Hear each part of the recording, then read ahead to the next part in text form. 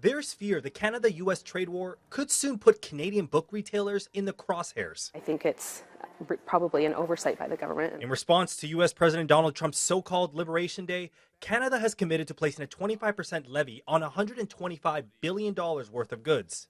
On that proposed list of goods are books. Yeah, so the proposed tariffs affect books printed in the US, which unfortunately is the vast majority of books that Canadian booksellers sell. Even with Canadian-owned publishers and entire sections of bookstores dedicated to Canadian authors, the reality is many authors rely on US manufacturers to print their work. It's also one of the few products that comes with a price tag printed on every book, which could lead to sticker shock at the register. So we would be looking at a devastating impact on the industry if the tariffs go through. It would even affect Liberal leader Mark Carney's book, which is printed in the US.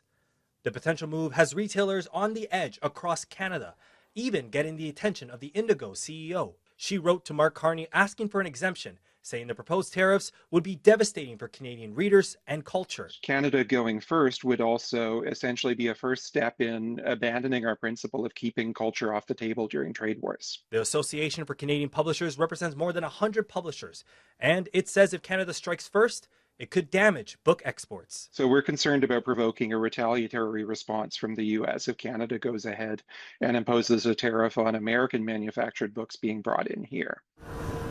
The impact of the tariffs, if imposed, would also be felt outside of bookstores. Local school district and local schools are a big part of our business. Local retailers like Monroe's are also concerned that digital books appear exempt from the list of goods that could see tariffs. This move could push readers to the larger e-commerce companies. That means that people will go to Amazon, a US company, a massive behemoth US company, because that's where the vast majority of digital books are sold. And that means independent bookstores in Canada have no option. Paul says her customers are supportive and believes they're dedicated to shopping local. There's also rumblings publishers may absorb the cost, but she warns if books are slapped with the tariffs, prices would increase in just a few months.